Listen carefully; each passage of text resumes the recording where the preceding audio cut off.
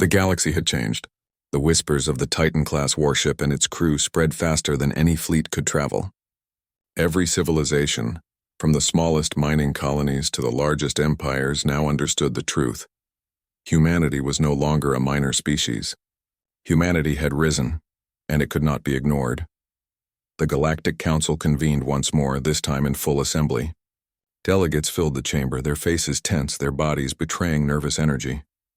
The events of the past weeks had unsettled even the most confident leaders. Ships had returned from the void, reports had been read, and the meeting aboard the Invictus had been described in vivid detail by those who had seen it firsthand. Speaker Altheon rose, his silver skin gleaming beneath the chamber lights. "Delegates," he began, voice steady but heavy, "we have witnessed a power we did not anticipate. Humanity has built a vessel unlike any other in known space, a Titan-class warship. We have seen it. We have met its crew. We have heard their words. We can no longer regard humans as small, weak, or insignificant." The chamber was silent. Every delegate listened carefully, realizing the magnitude of what was being said. The Ver representative spoke first. "For centuries, we believed in our dominance. We dismissed young species as unimportant. But we have been wrong. Humanity has proven that it is not the size of the fleet that matters, but the strength and will of its people. The Titan is proof. We must reconsider our strategies, our alliances, and our perceptions." The Thalori delegate nodded, feathers brushing nervously. "We face a species that has prepared for centuries in ways we cannot fully understand. Even for defense, they are unmatched. We must recognize them not as a threat, but as equals. Their presence changes the balance of power. The galaxy itself will no longer be the same." Murmurs filled the chamber. The words were careful, yet their meaning was clear. Fear had shifted to respect. Caution had shifted to acknowledgement. Outside the council chambers, news spread quickly. Traders whispered in the corridors of orbital ports. Soldiers in fleets debated quietly over messages. Even distant colonies received transmissions warning them. Humanity had risen, and the Titans were only the beginning. Across systems, alliances began to shift. Some leaders, long accustomed to dismissing humanity, began to send envoys seeking diplomatic ties. Others, wary of power they could not challenge, prepared their fleets to show goodwill. And some, the more ambitious or reckless, began plotting, hoping to gain advantage before humanity fully expanded its reach. On Earth, the human leaders watched the galaxy react. Commander Rylan, who had led the delegation aboard the Invictus, stood with advisors in the main control room. Holoscreens glowed with reports from across human space. Colonies were thriving, shipyards were expanding, and scientists continued research to advance humanity's reach. "Our work is only beginning," Rylan said.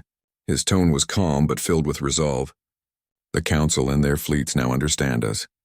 They respect us. Some may fear us. That is natural. But we must continue to grow. Not for war, not for conquest, but for protection. Humanity must remain vigilant. Our presence is a promise to the galaxy. We will defend what is ours, and we will never be underestimated again." Advisors nodded. Plans were made to strengthen colonies, improve defenses, and expand fleets. But the tone was never of aggression.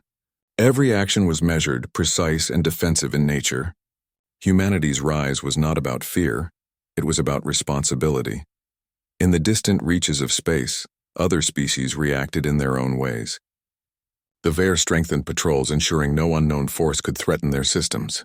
The Thalori dispatched diplomats seeking formal agreements with human colonies.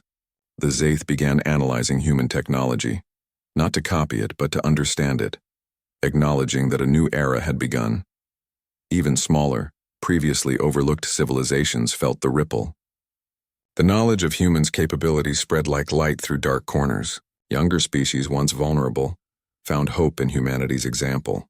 If humans, once considered weak, could rise so fast, then they too might survive, adapt, and grow. Back aboard the Invictus, the crew prepared for the next mission. Titan-class warships were not just weapons. They were symbols. Symbols of vigilance, of preparation, and of a history that refused to be ignored. Every human aboard understood that their actions were not only military, they were a lesson to the galaxy. Rylan addressed his officers once more. "The Council has seen our strength, and now the galaxy will adjust. But strength without wisdom is dangerous. We must use our advantage carefully. We show power not to dominate but to prevent domination. We act only when necessary. Humanity's legacy depends on this principle. The crew nodded in agreement. They understood. The Titan was a guardian, a reminder that the galaxy must remember the price of underestimation. Weeks passed, and the effects became clearer. Trade routes opened between human colonies and other civilizations, forming new networks. Scientific cooperation began, as alien races realized humans were willing partners, not selfish conquerors. Education and cultural exchange programs were initiated, fostering understanding between species that had never interacted closely before. The Council, once fractured by fear and suspicion, began to operate with renewed purpose. The presence of humanity encouraged diplomacy, not war. While some factions remained wary, the overall mood shifted from uncertainty to cautious optimism.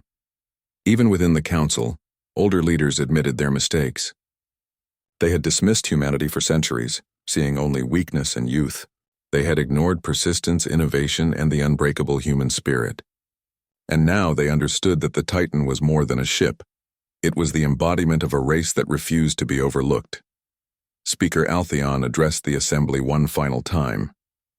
Let this be remembered. Humanity is no longer a young species to be dismissed. They have risen through struggle, learning from history, building strength from experience. They have shown the galaxy that even the smallest voice can shape the future. The age of underestimating humans is over. A new era begins today. The chamber erupted in quiet agreement. Not all delegates celebrated, but all acknowledged the truth. Humanity had changed the galaxy, not with aggression, but with unyielding will. Across the stars, human colonies flourished.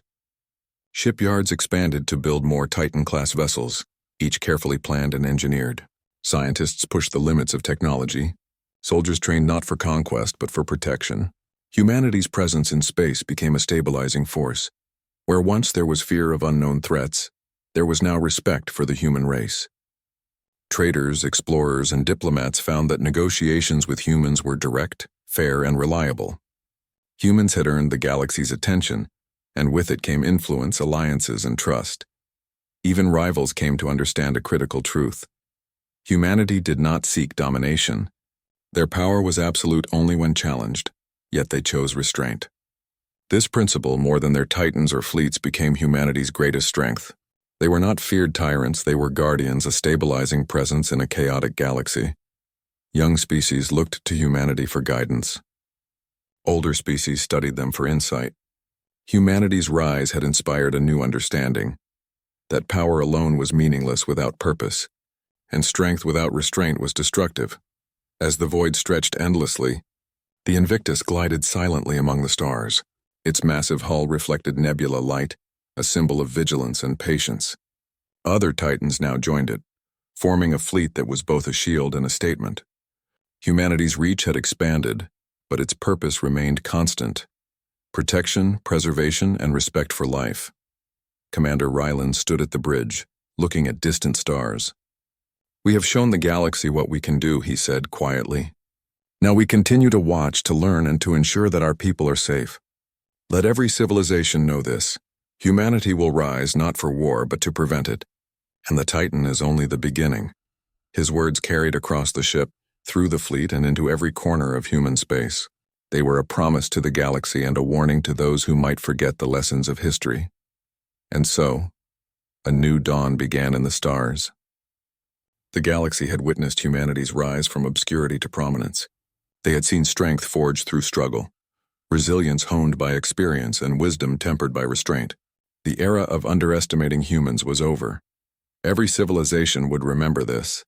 The young, once overlooked species had claimed its place among the stars, not as conquerors, but as guardians. The Titans stood as symbols of power, vigilance, and the enduring human spirit. The galaxy had changed forever, and humanity was ready. The Invictus floated silently in the void, a shadow of steel against the distant glow of stars. Its hull reflected faint nebula light, but the true power of the ship was not in its appearance. It was in what it represented: a warning to the galaxy, a promise forged by centuries of human history. Inside, the command deck was vast. Panels of data stretched across the walls, and the hum of energy fields filled the air. Every human aboard moved with purpose, calm yet alert. This was not just a ship. It was a symbol, and its crew knew it. Far away, a fleet of council ships approached. They had been summoned under an urgent call from their own leaders. Admiral Sirac's fleet, still recovering from the encounter in the void, had been joined by emissaries and scholars from every major civilization. Their purpose was clear. They would meet humanity face to face. The council ships entered the Titan's docking bay, a cavernous space unlike anything they had ever seen. It was vast enough to hold 100 of their largest vessels, yet organized with precision. Lights guided them into position, and massive hatches sealed behind them. The alien delegates, unaccustomed to moving inside a human vessel, were careful. Every step echoed across the polished floor. Their nerves were taut. For centuries they had ruled the stars. And yet here, on this ship, they were visitors in a world they did not control. Admiral Sirac led his delegation, Vare, Thalori, Zaith, and others, into the central chamber. At its center stood the human commander, tall and steady, flanked by officers. His uniform was simple, but his presence carried authority. Every alien sensed it immediately. "Welcome to the UNS Invictus," the commander said. His voice was calm, measured. "You requested a meeting. Speak your purpose." The Zaith delegate, normally stoic, stepped forward. "We come as representatives of the Galactic Council. Your emergence has unsettled the galaxy. We need clarity. Why have you built such a vessel?" The human commander nodded, understanding their fear. "We built it not for conquest, not for glory. We built it because we remembered. Humanity has been underestimated for centuries. We have been challenged, ignored, and threatened. The Titan is a guardian. It exists to ensure that no threat, alien or otherwise, can harm our people." The aliens listened, some skeptically, others with growing unease. The Vare delegate, his golden eyes narrow, spoke next. "Your ship dwarfed our fleets. One vessel, one single construct. Do you realize what this means to the balance of power? If humans choose, they could dominate the stars." The human commander shook his head. "We do not seek dominance. We seek security. We fight only when forced. Our history has taught us that strength is the only language understood in the void. But we prefer peace. We do not threaten the galaxy unless threatened first." The Thalori wings trembled slightly, their feathers brushing together. "And yet," they said softly, "even your promise makes us uneasy.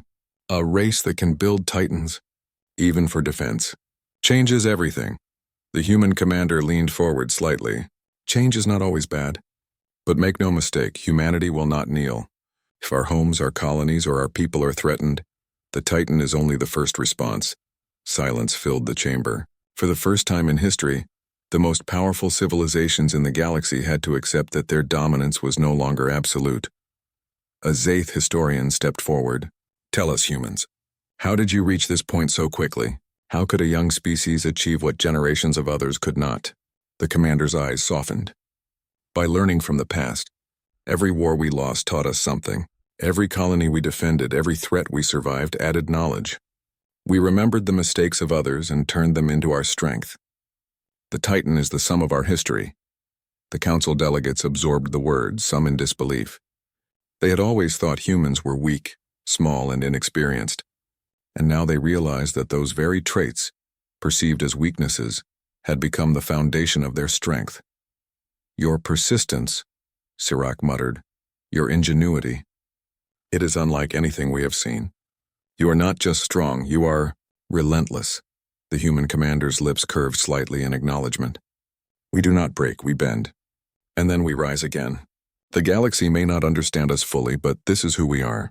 We have no desire to rule, but we will protect. That is all we promise." For hours the meeting continued. Delegates asked questions seeking reassurance. They asked about human fleets, their colonies, and future plans. Every answer reinforced the same truth. Humans were strong, disciplined, and unyielding, but they were not aggressors. They desired survival and respect, not domination. Gradually, the initial fear began to shift. Panic gave way to understanding. Anxiety gave way to respect.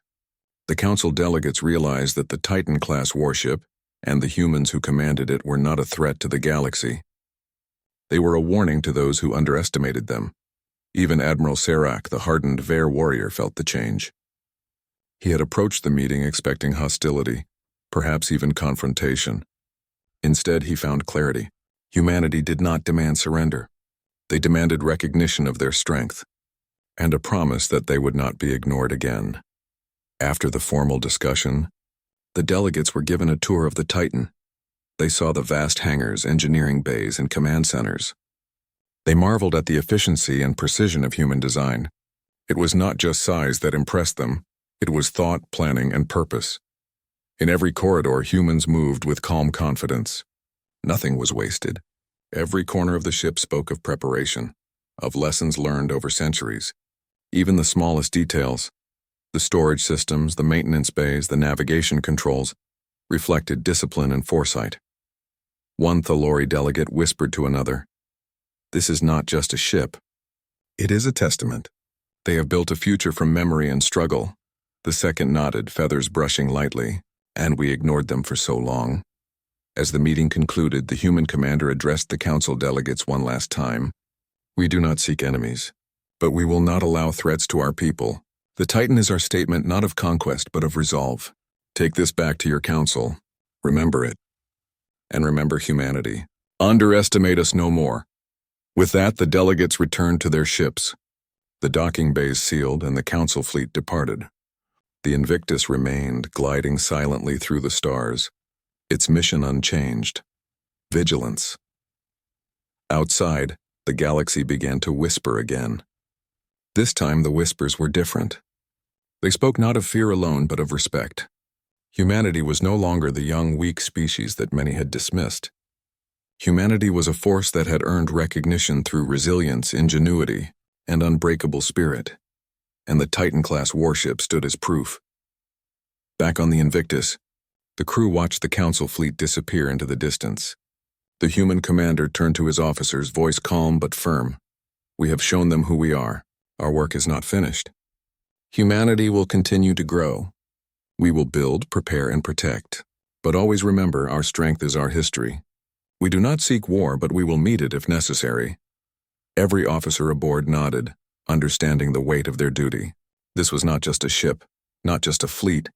It was a legacy of the human spirit carried across the stars. The void stretched endlessly before them, and within it humanity had claimed its place, not as conquerors but as guardians. And so, the council returned to their worlds, changed forever. Discussions shifted from panic to strategy. Alliances formed and shifted, not out of fear of conquest but out of respect for what humans represented. The balance of power had not been shattered by attack, but by the revelation of human resilience and determination. The galaxy would never forget this day, the day they met humanity aboard the Titan, and understood that a small, young race could rise to stand among the giants. The void remained quiet and endless. But now within it, humanity's presence was undeniable, a promise of strength, a reminder of history, a warning to all who might forget. The council chamber was silent. The delegates who once argued with fire now sat in uneasy quiet, their voices stolen by fear. The Second Fleet had returned, not in glory but in silence. They brought no victory, no answers, only a story that spread through the capital like wildfire. The Titan-class warship was real. It belonged to humanity. The word Titan now hung in every hall of power. Merchants whispered it in fear. Soldiers spoke it with awe. Scholars searched for meaning. For the first time in centuries, the galaxy felt small. Speaker Altheon, the silver-skinned leader of the council, gathered the high delegates in a private chamber. This was not a meeting for the public. It was not even for the full assembly. Only the leaders of the most powerful civilizations sat here, away from watching eyes. Around the long crystal table, figures shifted uneasily. The scaled Vare sat tall, their golden eyes sharp. The winged Thalori kept their feathers drawn tight.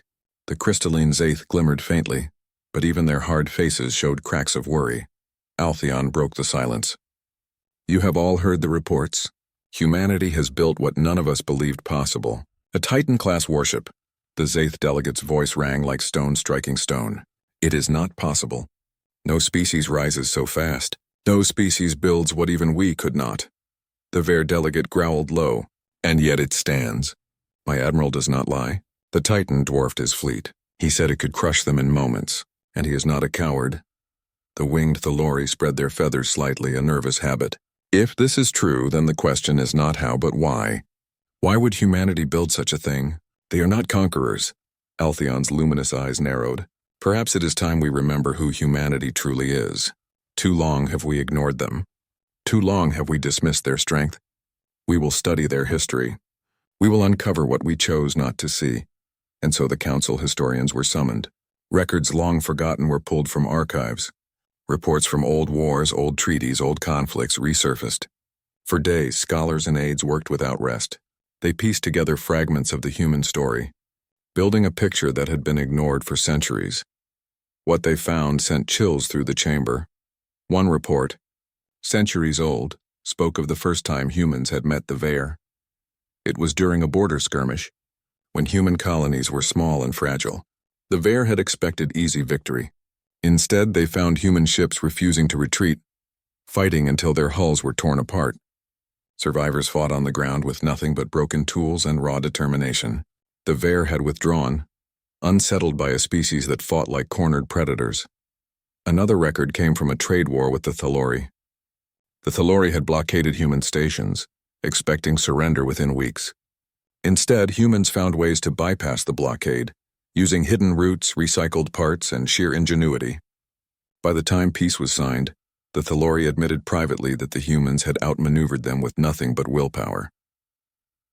The most shocking record came from the Zaith archives themselves. Long ago, during a failed rebellion on a council world, humans had been hired as mercenaries. The Zaith commanders had thought them expendable, yet the humans fought with such persistence that even in defeat, they forced the enemy to retreat temporarily. A Zaith commander had written one line in his report: "Humans do not break. They bend and then they rise again." Piece by piece, the council remembered. They remembered a race that had been underestimated again and again. A race that had lost battles but never lost its spirit. "They prepare," one historian said softly, looking around the chamber. Every war they fought, every loss they endured became fuel. They learned from every failure. They built from every scrap. We should have seen this long ago. The chamber fell into uneasy silence. The truth was clear. The Titan was not born from nothing. It was born from centuries of struggle. Altheon spoke at last. His voice was low, but every word carried. Humanity has shown us their truth. We saw them as young. They were growing. We saw them as weak. They were preparing. We saw them as small. They were building giants, the Veer delegate growled. So what now? Do we strike before they grow stronger? Do we build titans of our own? The Thalori shook their heads sharply. Strike against what we cannot defeat? That is madness. Their ship stood against hundreds of ours. To fight them now would mean destruction. The Zaith delegate's crystalline body gleamed faintly. Then we must ally with them. If we cannot stop their rise, we must shape it. Better to stand beside a titan than beneath its shadow. The debate stretched long into the night. Some called for war, others for peace. None found comfort, but deep down they all knew the truth. The galaxy had changed. Far from the Council, on Earth itself, humanity continued their work. The Titan Invictus was not alone. In shipyards hidden among asteroid belts and orbiting distant moons, engineers toiled. Massive frames of steel grew day by day. Humanity had learned the lessons of history too well to rely on one guardian. But unlike the Council imagined, humanity did not build these ships for conquest. They built them because they remembered. They remembered the wars where they had been outnumbered. They remembered the colonies burned by stronger empires. They remembered being small, fragile, and ignored. Never again. The Titan was not a weapon of ambition. It was a shield forged by memory. Back in the Council capital, the historians delivered their final conclusion. Humanity builds not for glory, but for survival. They do not trust in promises of peace. They trust only in their own strength. The Titan is not a threat until they are threatened. Then it becomes their voice. The chamber grew quiet once more. Delegates exchanged uneasy glances. For the first time in centuries, the most powerful civilizations of the galaxy were forced to admit a truth they had never wanted to see. The smallest voice could rise into the loudest roar, and the humans, once ignored, had become the storm. From the depths of the void, the Invictus continued to patrol, its vast frame gliding silently among the stars. It did not speak. It did not fire. It only watched, and everywhere it went, the galaxy remembered. Humanity had carried the weight of history, and from that weight, they had forged titans. The second fleet moved through the darkness like a river of light. Hundreds of ships, their hulls glowing faintly with energy shields, spread across the endless void. Scouts darted ahead, cruisers followed in formation, and battleships carried the weight of the Council's pride. This was not just a mission of discovery. It was a show of strength. Every commander on board understood the truth. The first fleet had vanished without a trace. That alone was enough to send fear into the galaxy. Now all eyes watched this fleet. If they succeeded, the Council would stand tall. If they failed, panic would consume every world under its banner. Admiral Serac of the Vare species stood at the command deck of the lead battleship. His tall, scaled form gleamed in the dim blue lights. He had fought in wars long ago, but nothing about this mission felt familiar. The enemy was unknown. The danger was unseen. It was like walking into the mouth of a shadow. "Report," Serac ordered, his voice deep and steady. A young officer, her wings folded tightly against her back, replied, "Admiral, all ships confirm readiness. No anomalies detected. Scouts are sweeping Sector 12. Serac's golden eyes narrowed. "Keep the fleet tight. We will not scatter like the first expedition." He leaned back, watching the stars beyond the glass viewport.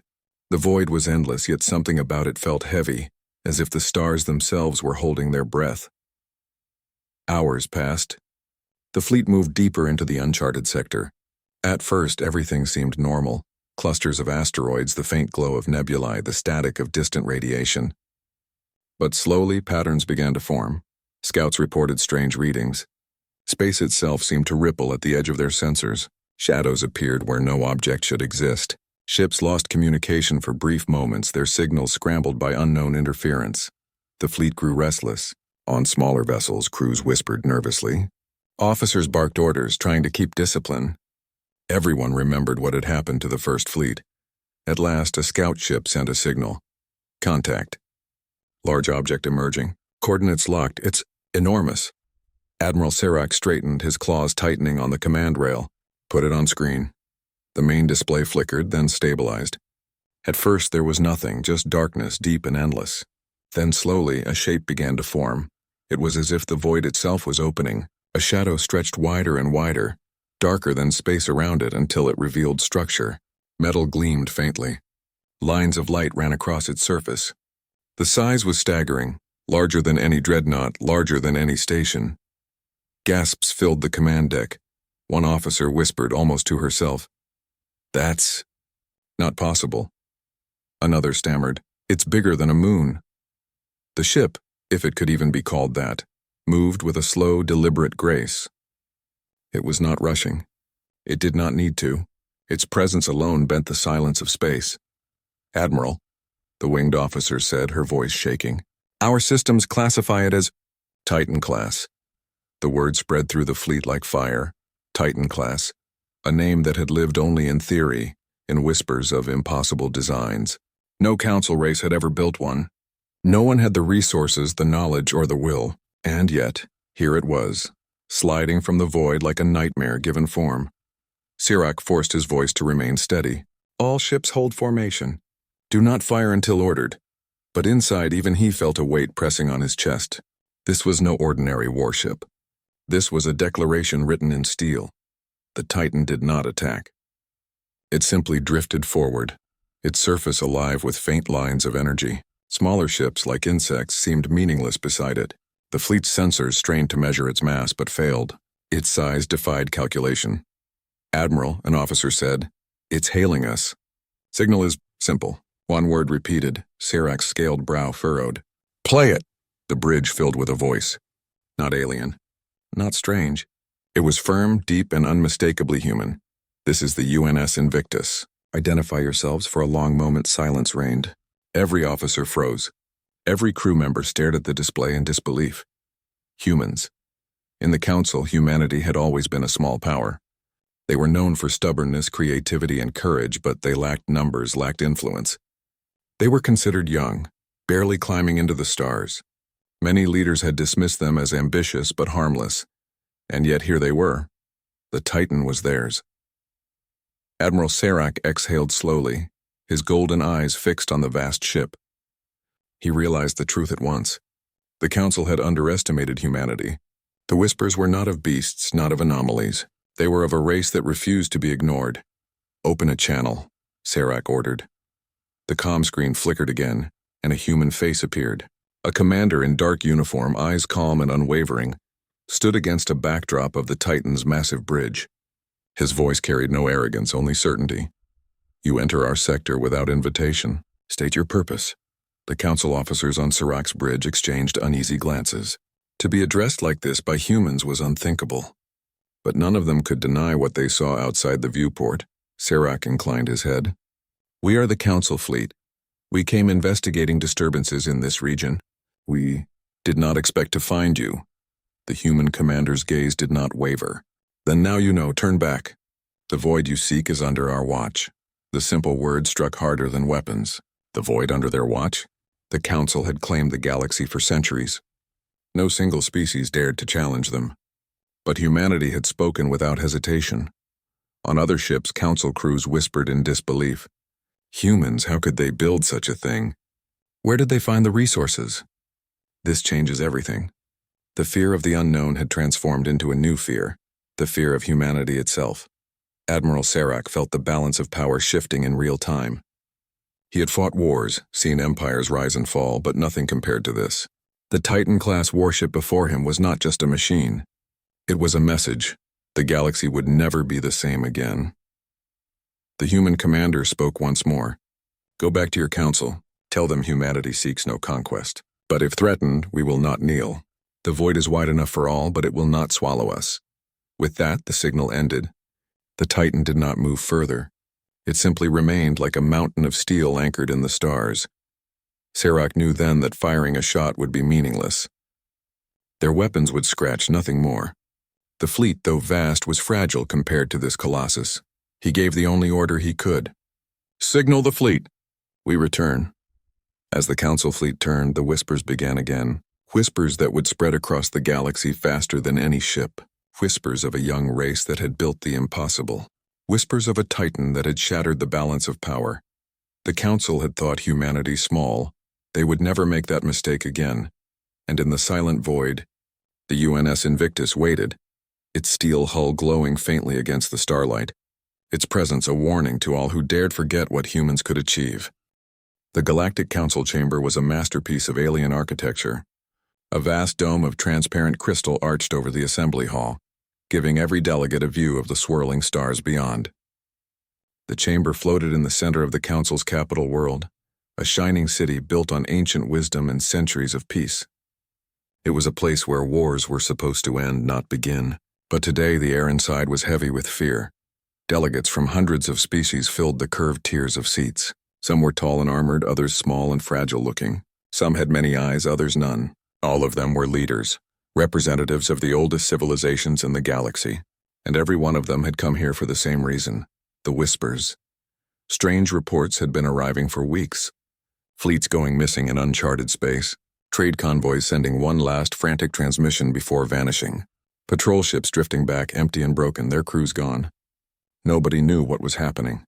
The Council speaker, a tall figure with silver skin and luminous eyes, raised his hand to quiet the noise. The chamber slowly fell silent, though nervous murmurs still echoed in the higher tiers. "Esteemed delegates," the speaker began, his voice echoing across the chamber. "The galaxy faces a mystery. Our fleets report disturbances in the outer void. Entire squadrons disappear. Colonies fall silent. Some claim it is a natural phenomenon. Others whisper of ancient predators. Today we must decide what action to take." Immediately, voices rose again. One delegate, a scaled reptilian with a deep, rumbling voice, slammed his claw against the table. "This is no natural phenomenon. Something moves in the darkness. Something that hunts. Our fleets do not vanish without reason." Another, a thin creature with delicate tendrils instead of arms, replied sharply, "Your words spread fear. There is no proof of an enemy. These disappearances may be storms, black holes, or unknown anomalies. You leap to war without cause." A third delegate, covered in crystalline plates, spoke with a calm tone that barely hid his unease. "And yet, we cannot ignore the pattern. These incidents spread across multiple sectors. Entire trade routes are no longer safe. Whatever this is, it is not small. The chamber grew loud again as leaders argued. Some demanded immediate fleets be sent. Others called for patience and study. And through it all, a shadow hung over them, an unspoken fear that none dared voice too openly. That fear was simple. Something new had entered the galaxy. On the far side of the chamber, a young aide whispered urgently to her superior. She carried a datapad glowing with fresh reports. The superior, an elder with folded wings, scanned the information and his feathers stiffened in alarm. He rose suddenly. "Speaker," the winged elder called. "I have received new intelligence from the border systems. A scout fleet of 20 ships has not returned." The last message was broken, but one word repeated before silence. The chamber leaned forward, hundreds of eyes and ears fixed on him. The elder's voice dropped, carrying a weight that silenced even the loudest delegate. The word was Titan. Gasps filled the chamber. Some delegates recoiled as if struck. Others whispered in confusion. A few froze in silent dread. The speaker frowned. "Titan, what does this mean? Is it the name of a world? A weapon?" The elder shook his head. "We do not know." But the message was desperate, sent seconds before the fleet vanished. It was no accident. Panic grew. Delegates shouted over each other, each voice higher and more fearful than the last. The chamber that once symbolized order was filled with chaos. One leader cried, "It is the return of the void beasts of legend. They have awoken." Another shouted, "No, this is a rival civilization's weapon. Someone seeks to topple the council." A smaller delegate trembled, whispering almost to himself, "Titan, a name of giants. If such a ship exists, no fleet could match it." The speaker struck the great crystal staff against the floor, the sound ringing like thunder. Slowly the chamber grew quiet again.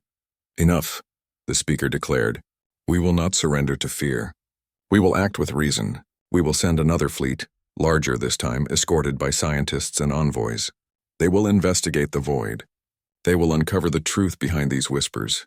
Many delegates nodded, though their eyes still held doubt. Some feared it was already too late. For all their wisdom, for all their centuries of dominance, the Galactic Council felt something they had not felt in generations. They felt powerless. Far from the Council's shining capital, in the cold darkness of uncharted space, the mystery deepened. A patrol ship drifted silently, its hull scarred and cracked. Its crew was gone, the halls echoing only with the hum of damaged engines. The last log, frozen in its databanks, showed a blurred shadow on the edge of its sensors, a shape vast and unnatural, sliding from nothingness into being. Then static, then silence. The void itself seemed restless, as though it carried secrets it was not ready to reveal. Back in the chamber, whispers spread among the lesser delegates, those who sat far from the central floor. "What if it is not a beast or anomaly?" One murmured, "What then?" Another asked, uneasy. "What if?" The first replied, lowering his voice. "It is a new power, a race the Council ignored, a civilization we thought too small to matter. What if they have built something beyond our understanding?" The second delegate laughed nervously. Impossible. No young species could achieve such strength. But even as he said it, a chill ran through him, because impossible things had a way of becoming true. The meeting ended with no real answer. Fleets were mobilized, scouts prepared, but none of them knew the truth that lingered just beyond their borders. Humanity, once overlooked, once considered weak and inexperienced, had been working in silence. And from the depths of the void, something vast was waiting. A warship unlike any the galaxy had ever seen. A Titan,